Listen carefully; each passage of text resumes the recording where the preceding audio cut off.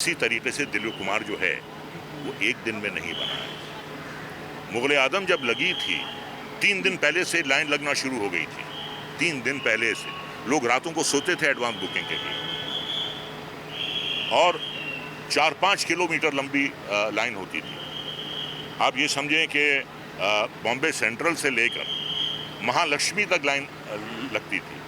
अब ये कहाँ है? उन्होंने कभी साबुन नहीं बेचा, उन्होंने कभी शैम्पू नहीं बेचा टीवी पे आके, उन्होंने कभी कोई तेल नहीं बेचा, उन्होंने कॉस्ट्यूम नहीं बेचे।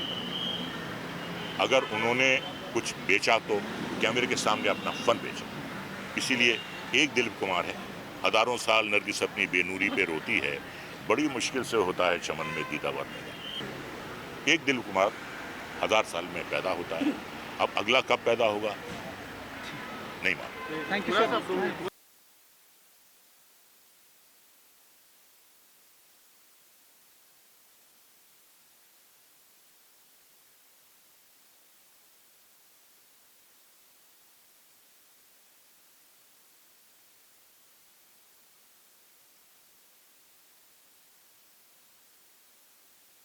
चलो आज काफ़ी दुखद दिन है।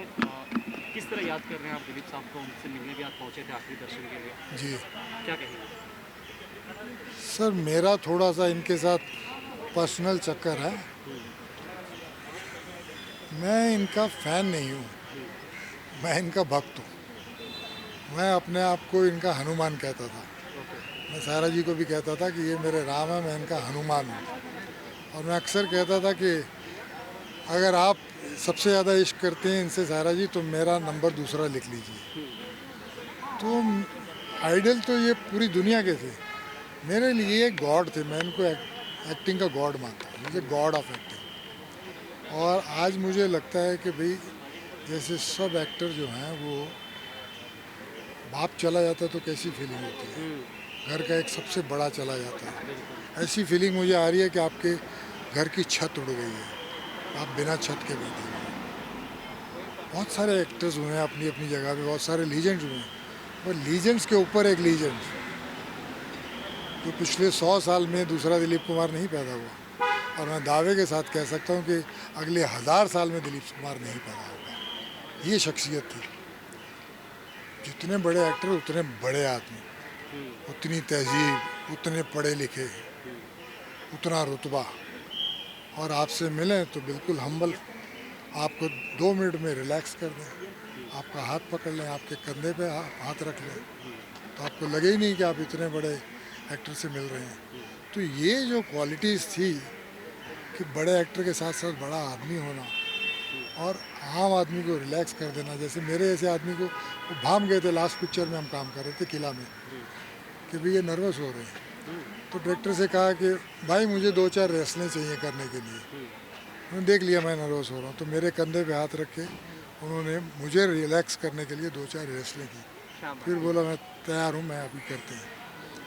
और कभी भी सेट पे आके ये नहीं होता था कि मैं आ गया हूँ, मुझे सब आता है।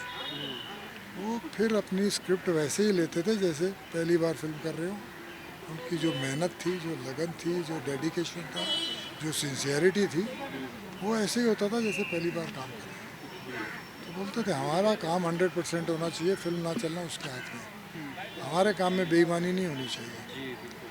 तो ये सारी बातें मुझे देख के लगता था, मैंने 50 साल 60 साल काम करने के बाद भी ये बोल रहे हैं। तो नहीं यार, मैंने कहा आपने इतना काम किया, इतना अच्छा काम किया। तो बोले नहीं यार, खुदा मेहरबान तो गधा पहलवान। स्क्रिप्टें अच्छी मिल गई, डायरेक्टर अच्छे मिल गए, तो उन्होंने मार मार के सिखाया हमको भी कहाँ आता था। अब भी करते हुए श्योर नहीं होते कि ठीक हो रहा है कि नहीं हो रहा, जब तक देख ना लें। तो ये सारी बातें आपको कहाँ मिलती है, वरना आदमी दिन भर मैं करता रहता है। उन्होंने कभी मैं लफ्ज़ यूज़ ही नहीं करते थे, और किस्से सुनाते थे इंटरेस्टिंग पुराने, एक बार ये हुआ, एक बार वो हुआ, तमाम किस्से सुनाते थे। और आखिर के दिनों में अपनी मदर को बहुत याद करते थे। हाँ, आखिरी दिनों में, और मदर को याद करके इमोशनल हो जाते थे। तो मैं हैरान होता था यार, 80-85 का आदमी इमोशनल हो रहा है इस उम्र में मदर को याद करके। तो मेरी माँ ऐसी, मेरी माँ ऐसी। Thank you sir, thank you sir. क्या कहना चाहेंगे पर आपके कैसे शाहरुख को जान दो। आप बोलिए भुजबल जी बोलिए। जी जी, आप उज्जवल जी हैं। क्या कर रहा है बाबा? जी, उनको हमेशा हम याद करते रहेंगे। इतनी बड़ी हस्ती, हिंदुस्तान के पूरी दुनिया उनको मानती है, दिलीप साहब को। और इंडस्ट्री को बहुत कुछ दिया उन्होंने। बहुत से आर्टिस्टों ने उनसे बहुत कुछ सीखा है। एक नेचुरल एक्टर, इंडस्ट्री में नेचुरल एक्टिंग उन्हीं से शुरू हुई, और ये सब आप जानते ही हैं। और मेरे लिए खुशी बात यह है कि मेरी खुशनसीबी थी कि मैं उनके साथ टूर किया, उनके साथ उठा बैठा हूँ। इस बंगले पे कई बार आना जाना हुआ, बहुत प्यार करते थे। मेरा काम उनको बहुत अच्छा लगता था। और हमारे जुनेद महमूद साहब, इन्होंने काम किया उनके साथ संघर्ष फिल्म में।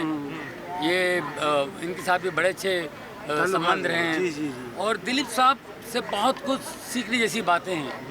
इतने बड़े होकर के भी हम कभी महसूस होने नहीं दिए कि हम छोटे कलाकार हैं। हमारे साथ इतने प्यार से बात करते थे। या बंगले में बैठ के सायरा जी को बोलते, ओ मैडम सुनो, यहाँ कोई नहीं आएगा, यहाँ जॉनी और हम बैठे हैं, कोई फ़ोन नहीं, कुछ नहीं, ओके, हाँ, वो डिस्टर्ब नहीं करना। इसी मोहब्बत, इतना प्यार दिया उन्होंने। क्या उनके लिए क्या कहें, उनके बारे में कहने के लिए बाप रे बाप। और उनके कहीं भी फंक्शनों में आते थे, चैरिटी शो बहुत करते थे। कल्याण जी आनंद नाइट हम करते थे, उसमें चैरिटी फंक्शन ज़्यादा, तो वहाँ हर फंक्शन में मोस्टली ये होते थे। तो इनकी स्पीच सुनने के लिए हम तरसते थे, विंग में खड़े होते थे। अब ये क्या बोलेंगे, इस फंक्शन में क्या बोलेंगे। हर टॉपिक पे, हर बात पे वो तैयारी करके आते थे, बोलते। डॉक्टरों के लिए अलग से बोलते थे। अभी डॉक्टर भी होते यार, हमसे ज़्यादा ये डॉक्टर बने चाहिए, एक्टर कैसे बन गए। तो इंजीनियर्स हैं उनके लिए, बिल्डर के कुछ है, बिल्डर होगा तो बिल्डरों के बारे में कुछ कहेंगे। तो ये बहुत, वो वाकई इंस्टीट्यूशन थे। एक सदी गाना है आज। बिल्कुल बिल्कुल। कोई गाना आपको याद है जिसने आपको सोचने पे मजबूर किया हो कि ये अपना नहीं, उनकी बहुत सारी बातें हैं, अभी तो वीडियोस में भी आप देखेंगे। Anyway, thank you. बहुत ही दिलीप साहब के फैंस के लिए बहुत एक्साइटेड हुआ है। आपका क्या आप कहना चाहेंगे, आज आप यहाँ पर प्रेजेंट हैं, आप यहाँ पर? देखिए, ऐसा है, मैं तो ये मान ही नहीं रहा हूँ कि दिलीप साहब आज हमारे बीच में नहीं है। एक उनकी फिल्म थी अमर। अमर का हीरो अमर है। कोहिनूर का हीरो जो है वो इस इंडस्ट्री का कोहिनूर है। कोहिनूर की चमक कभी कम नहीं हो सकती, और अमर कभी मर नहीं सकता, क्योंकि दिलीप साहब ने अपना काम मेहनत से नहीं किया। दिलीप साहब ने अपना काम तपस्या से किया। दिलीप साहब ने अपना काम आराधना से किया। दिलीप साहब ने अपना काम इबादत के तौर पे किया। यही वजह है कि आज उनके जो प्रशंसक हैं, उनके जो परस्तार हैं, आज उनकी इबादत करते हैं। लोग उनकी कला की पूजा करते हैं, क्योंकि उन्होंने काम को पूजा समझ के किया।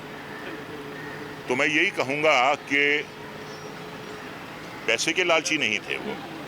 अगर किसी चीज़ की लालच थी उन्हें, तो वो थी अच्छे काम की, वो थी अच्छे स्क्रिप्ट की। और जो सबसे बड़ी उनमें क्वालिटी थी, ना कहने की। ना कहने की कि अगर स्क्रिप्ट समझ में नहीं आ रहा है, अगर रोल समझ में नहीं आ रहा है, तो ना कह दो। इसीलिए साल में एक फिल्म करते थे। और मुझे अच्छी तरह याद है, ये 1968 की बात है, उनकी फिल्म संघर्ष लगी थी।